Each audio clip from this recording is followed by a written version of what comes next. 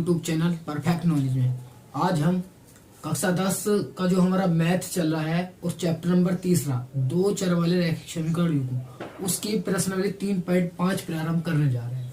उसका पहला सवाल के सारे पार्ट आज हल करने वाले हम। तो देखिए पहला सवाल क्या है। पहले सवाल में कहा है कि निम्न रैखिक समीकरणों के युग्मों में से किसका एक अद्वितीय हल है, किसका कोई हल नहीं है, या किसके अपरिमेय रूप से अनेक हल है।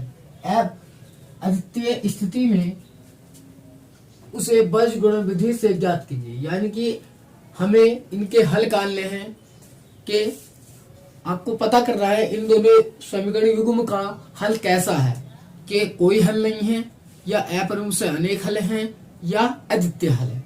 तो चलिए कैसे करेंगे आपको पता है। सबसे पहले हम अपनी क्वेश्चन को नाम देंगे उत्तर। पहली क्वेश्चन है, आप पहले को नाम देंगे बराबर 0, समीकरण नंबर 1। दूसरी क्वेश्चन को दूसरा नाम दीजिए, समीकरण नंबर 2। अब लिखेंगे समीकरण 1 व 2 की तुलना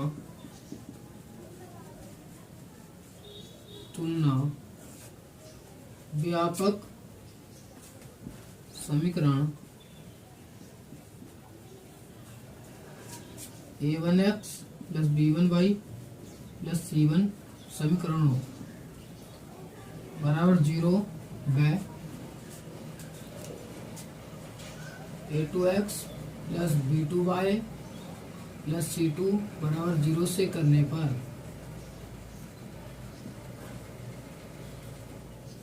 यानी कि हम 1 की और 2 की तुलना कर रहे हैं।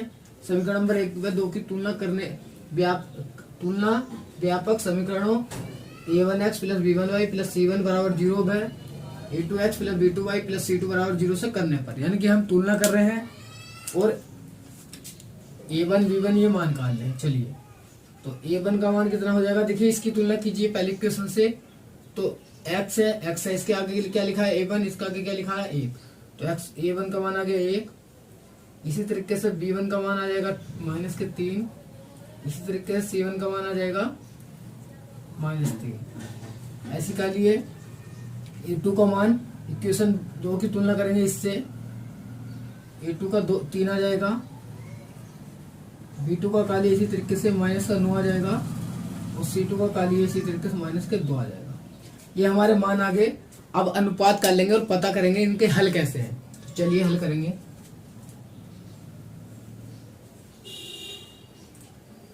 a1 बटे a2 बराबर a1 का मान 1 है, a2 का मान 3 है। b1 बटे b2 कर लेंगे इसी तरीके से, b1 का मान -3 है और b2 का मान -9 है। माइनस से माइनस कट गया, 3 का 3 और 3 का 9, निकल का आया 1/3 b1 बटे b2। इसी तरीके से c1 बटे c2 को निकालेंगे, -3 बटे -2, माइनस से माइनस तो कैंसिल हो गया, c1 बटे c2 मान निकल का आया 3/2। लिखेंगे चूंकि a1 बटे a2 बराबर है b1 बटे b2 के, बराबर नहीं है c1 बटे c2 के। तो कंडीशन कैसी हो रही है हमें पता है, जब पहला इक्वल हो और दूसरा इक्वल ना हो तो हमारी जो रेखाएं होती हैं वो होती है समांतर। ठीक है, तो चाहे तो लिख भी देंगे क्योंकि रेखाएं समांतर हैं, अतः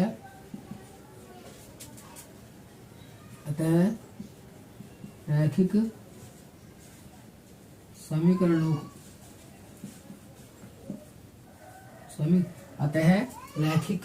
समीकरणों का कोई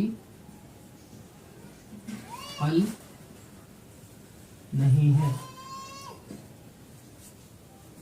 ठीक है, हमें पता चल गया जो हमारी रेखाएं हैं वे समांतर हैं, और जब रेखाएं समांतर होंगी तो उनका हल नहीं होगा क्योंकि वे एक दूसरे को टच नहीं करेंगी, है ना। तो इसी तरीके से हमने लिख दिया कि रेखा, चूंकि रेखाएं समांतर हैं, अतः रैखिक समीकरणों का कोई हल नहीं है। जब कोई हल नहीं है तो हमें इसे आगे सोल्व नहीं करना है, ठीक है, इतना ही करना था।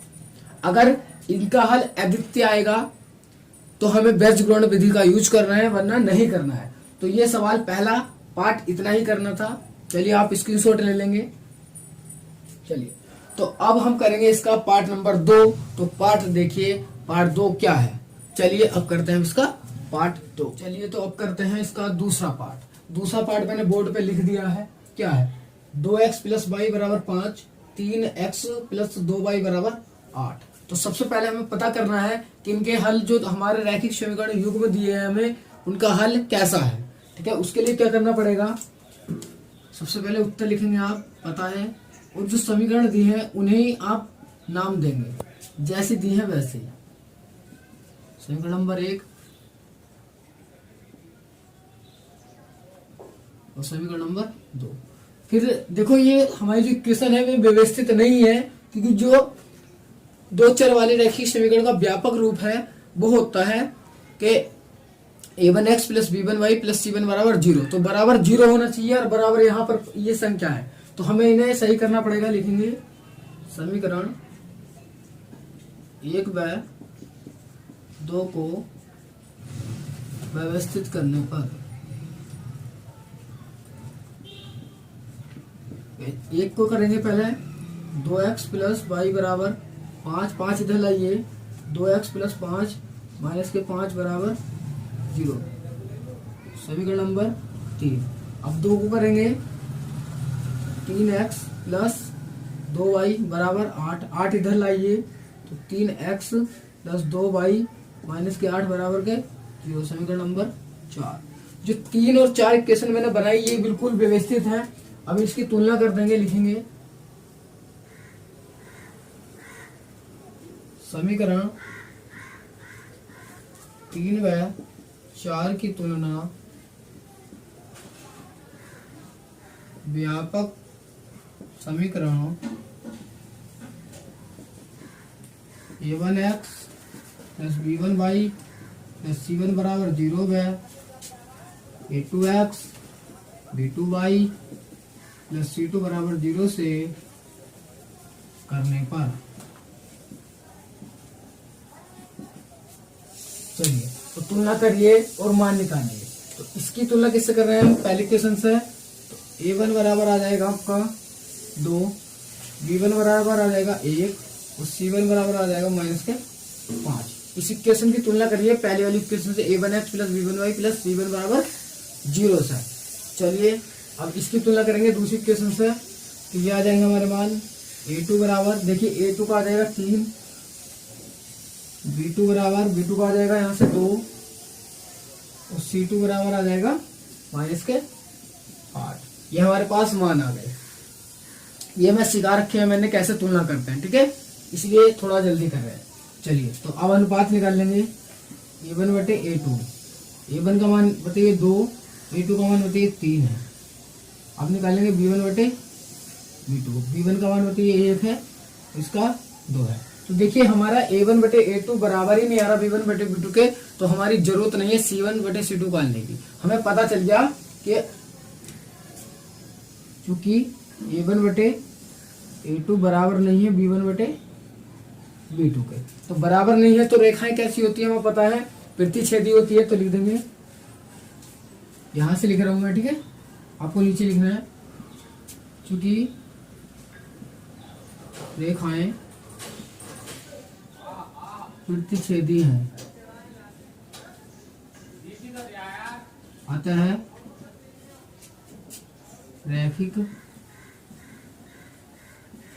समीकरणों का एक अद्वितीय हल है।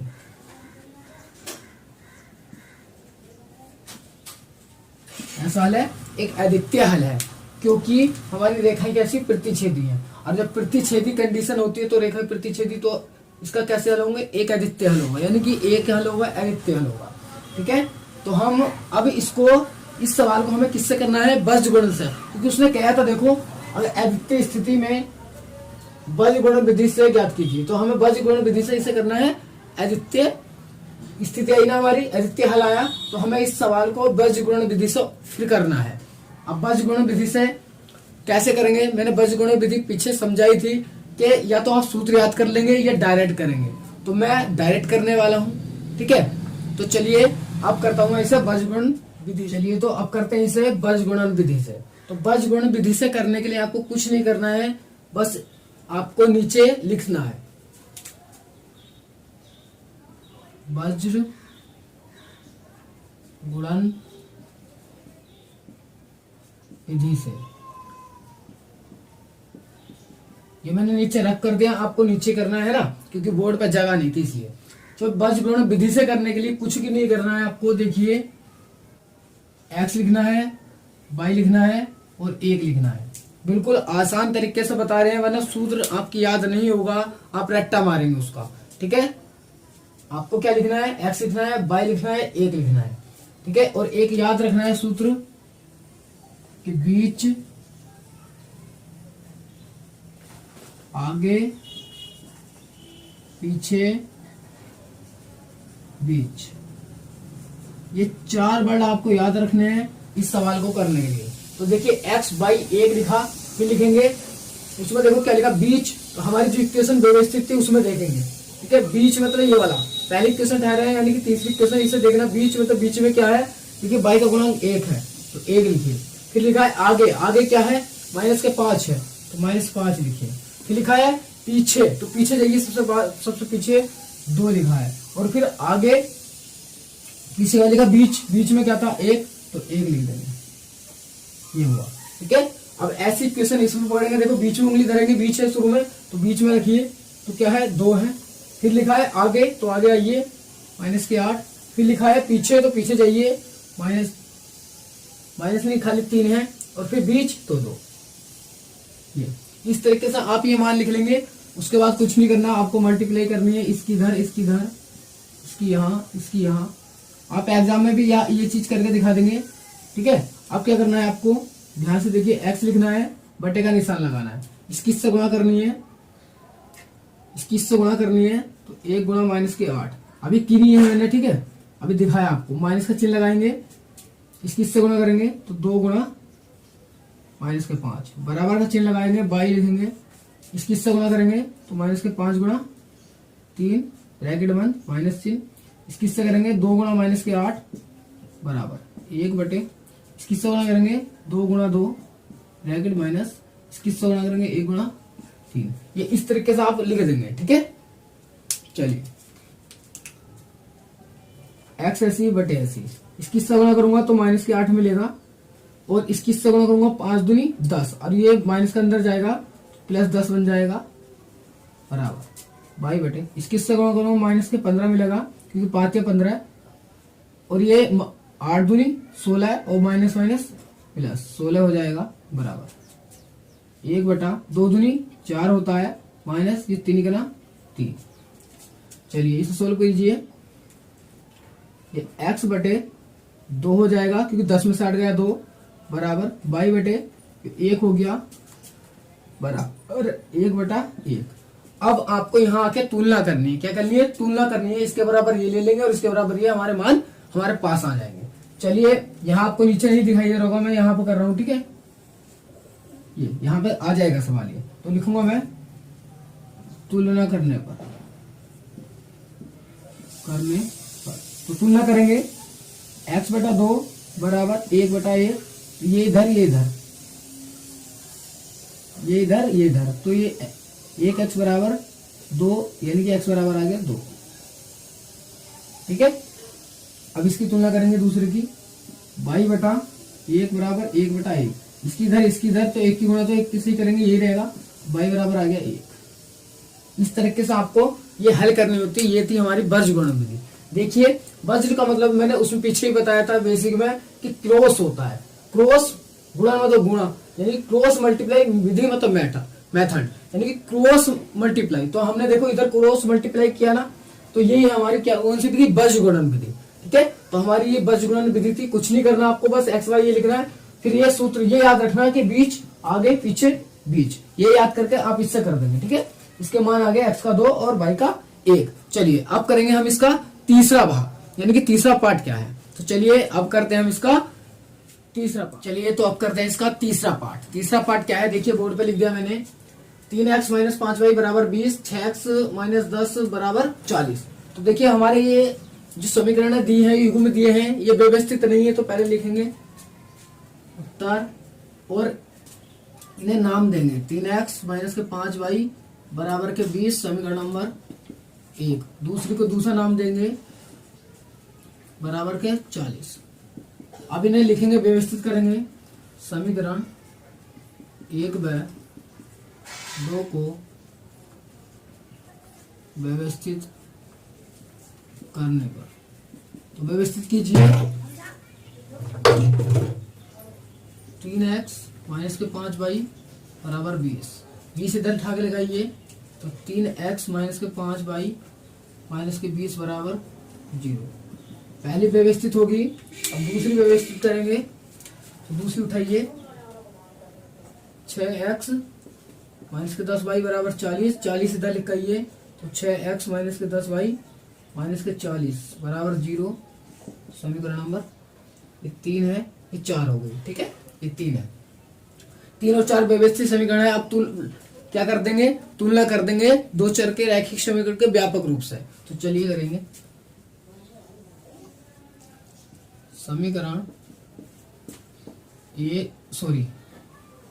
3 व 4 की तुलना व्यापक समीकरणों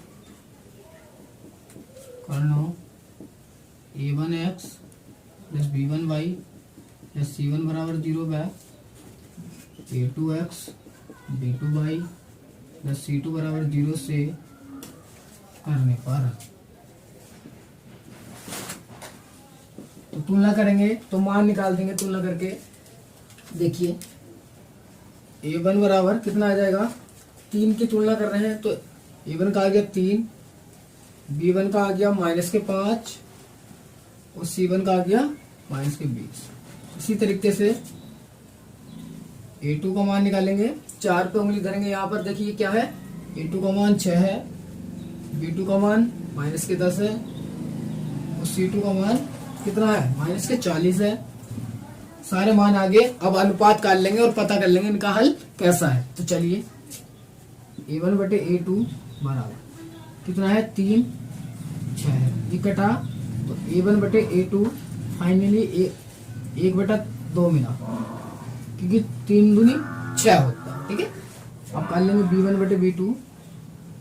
b1 का मान है माइनस के 5, इसका मान है माइनस के 10, माइनस से माइनस 5 करना 5 5 2 10, ये 1 बटा 2 मिला b1 बटे b2। चलिए अब निकालते हैं, आपको नीचे करना है, ठीक है। यहाँ पे कर रहा हूँ मैं, शायद दिखाई नहीं दे रहा होगा। c1 बटे c2, c1 का मान कितना है माइनस के 20 और इसका मान कितना है माइनस के 40, माइनस से माइनस कट गया और 20 दूनी 40, 20 का नाम 20 दूनी 40, तो c1 बटे c2 आ गया हमारे पास 1 बटा 2। चलिए अब इधर करूंगा मैं। देखिए हमारे तीनों मान जो है हमारे पास बराबर आए हैं, तो लिख देंगे चूंकि a1 बटे a2 बराबर आया है b1 बटे b2 के और बराबर आया है c1 बटे c2 के। लिखेंगे चूंकि रेखाएं समपाती हैं, क्योंकि जब तीनों कंडीशन बराबर आती थी तो रेखाएं कैसे आती थी, समपाती। और समपाती है तो इनके हल कैसे होंगे, अपरिमेय रूप से अनेक हल होंगे। तो लिख देंगे अतः रैखिक समीकरणों के अपरिमित रूप से अनेक हल हैं। कैसे हल है, अनेक हल है। चाहे तो आप ऐड भी कर सकते हैं, जैसे कि यहाँ पर हमने कहा समीकरणों के युग्म के अपरिमेय रूप से अनेक, बात तो एक ही है ना। तो ये लिख देंगे बस। अगर इसके हल अद्वितीय स्थिति में होते, यानी कि इसका हल एक अद्वितीय हल होता है, तो हमें करना था इसे वर्गीकरण विधि से। और अगर वर्गीकरण विधि से ये इसका अद्वितीय हल है नहीं है, अपरिमेय रूप से अनेक हल है, तो हमें यहीं पे छोड़ देना है, बस आगे हल नहीं करेंगे। ठीक है, चलिए आप इसका स्क्रीनशॉट ले लेंगे। अब करूंगा मैं इसका लास्ट पार्ट और इस वीडियो का लास्ट सवाल। ठीक है, पार्ट नंबर 4। तो चलिए अब करते हैं पार्ट 4। तो चलिए अब करते हैं हम इसका लास्ट पार्ट नंबर 4। देखिए सवाल क्या कह रहा है part 4। x minus 3y minus 7 बराबर 0, 3x माइनस 3y माइनस 15 बराबर 0। तो आपको देखना है पहले क्वेश्चन हमारी व्यवस्थित है, बराबर 0 है, हाँ है। तो अब क्या करना है, आपको तुलना करनी है और मान निकालने हैं a1 a2 के, और उसके बाद अनुपात कर लेंगे, पता लगा लेंगे हम क्या इसके हल कैसे हैं। अगर हल अद्वितीय हल आएंगे तो हमें पता है हमें बीजगणित विधि का प्रयोग करना है, वरना नहीं करना है। तो चलिए अब करते हैं इसे।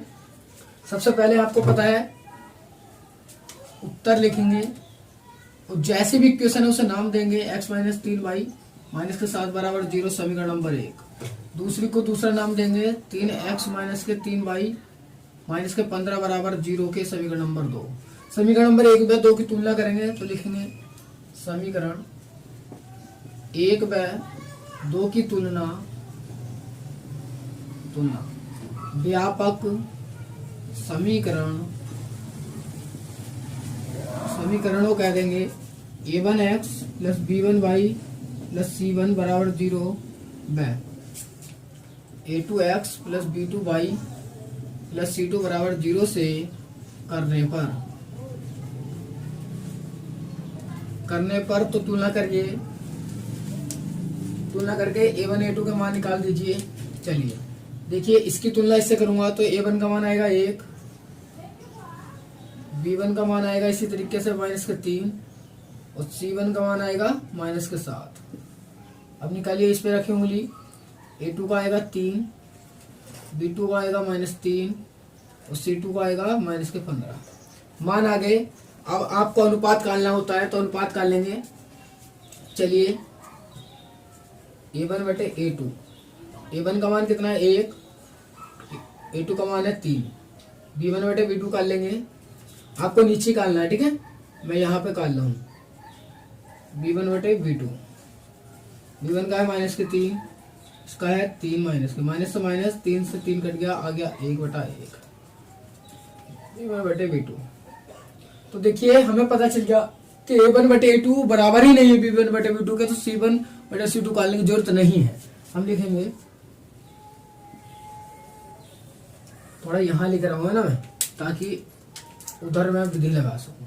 चूंकि a1 बटे a2 बराबर नहीं है b1 बटे b2 के, ये बराबर नहीं का चिन्ह लिखेंगे। तो चूंकि चाहे रेखाएं प्रतिच्छेदी है, अतः रैखिक समीकरणों का एक अद्वितीय हल है।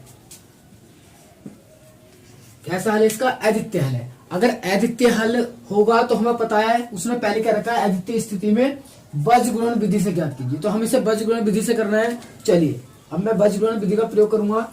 लास्ट में आपको नीचे करना है, मैं यहां इधर कर रहा हूं, ठीक है। वज्र गुणन विधि से, वज्रगुणन विधि से कैसे करना है देखिए, आसान है। यहाँ पर x लिखेंगे, यहाँ पर y लिखेंगे और यहाँ पर 1 लिखेंगे। फिर वही वाला सूत्र लगाएंगे, बीच आगे पीछे बीच। तो देखिए उंगली रखिए पहले इक्वेशन पे, बीच में उंगली रखिए, तो बीच क्या है माइनस का 3, फिर आगे माइनस का 7, फिर पीछे बिल्कुल पीछे 1 और फिर बीच माइनस का 3। फिर ऐसी दूसरी इक्वेशन रखिए, बीच में, बीच माइनस का 3 है, आगे माइनस का 15, पीछे 3 है और फिर बीच माइनस का 3, ठीक है। फिर क्या करना है, क्रॉस मल्टीप्लाई करना है आपको। इस तरीके से टी लगा लेंगे। अब लिखेंगे x और बटा, इसकी से गुणा करेंगे तो माइनस के 3 गुणा माइनस के 15 ब्रैकेट बंद, माइनस का चिन्ह, इसकी माइनस 7 गुणा माइनस के 3 बराबर का चिन्ह y बटा, इसकी से गुणा करेंगे माइनस का 7 गुणा 3 ब्रैकेट बंद माइनस इसकी से गुणा करेंगे 1 गुणा माइनस के 15 बराबर 1 बटा इसकी से गुणा करेंगे पहले 1 गुणा माइनस के 3 ब्रैकेट बंद माइनस और माइनस के 3 गुणा 3। चलिए गुणा आप सोल्व करेंगे थोड़ा x बटा इसकी से करूंगा 15 या 45 और माइनस माइनस प्लस हो जाएगा, ठीक है। 7 या 21 माइनस माइनस प्लस और प्लस माइनस माइनस 21 बराबर y बटा, थोड़ा ध्यान से देखेंगे 7 या 21 तो माइनस के 21 ऐसे ही। ये कितना है 15 के ना 15 माइनस के माइनस नहीं ना प्लस 15 हो जाएगा बराबर, ध्यान से देखिए 1 बटा 3 करा 3 और ये 3 के 9 और माइनस में प्लस के 9 हो जाएंगे। चलिए सोल्व कीजिए, ये हटा रहा हूँ x बटा 45 में से 21 जाएंगे कितना बचेगा, देखिए 5 में से 1 गया 4 और 2 में से 2 गया 2 24 बराबर y बटा ये कितना बचेगा 21 में से 15 जाएंगे तो माइनस 6 बचेगा बराबर 1 बटा 9 में से 3 जाएंगे कितना बचेगा 6 बचेगा। तो अब लिखेंगे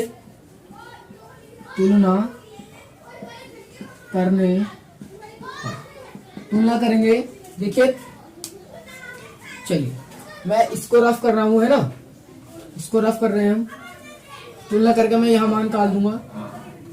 चलिए तुलना करने पर, तो तुलना करने पर इसकी तुलना इससे कीजिए तो x बटा 24 बराबर के 1 बटा 6, देखिए ये 24 इधर जाएगा तो x बराबर 24 बटे 6 और 6 चौका 24, x का मान आ गया 4, ठीक है। अब y बटा माइनस 6 की तुलना करेंगे 1 बटा 6 से, तो देखिए 6 इधर जाएगा माइनस का तो y बराबर माइनस 6 बटे 6, 6 से 6 कैंसिल आ गया, y बराबर माइनस का 1, ठीक है। चलिए तो हमारे इसे सोल्व करके बजगुणन विधि से x का मान आया 4 और y का मान आया माइनस का 1, तो ये थी बजगुणन विधि, ठीक है। तो ये ऐसे होती है, बिल्कुल आसान है, आपको दिख रहा होगा कि बस x बाई ये बीच बीच आगे पीछे बीच रख के क्रॉस मल्टीप्लाई करके और इक्वेशन की तुलना करनी है और आंसर, ठीक है। तो बिल्कुल आसान है, अगर आप सूत्र लगा के करेंगे तो आप गलती कर सकते हैं, इसमें गलती होने के चांस कम है, तो आप इससे कीजिए, ठीक है। चलिए आज के लिए इतना ही, चलते हैं अगली वीडियो में मिलेंगे अगले सवाल के साथ। चलिए और वीडियो को लाइक करते रहिए, अपने दोस्तों में शेयर करते रहिए अगर आपको वीडियो अच्छा लग रहा है तो, ठीक है। तो चलिए चलते हैं, आज के लिए इतना ही, जय हिंद।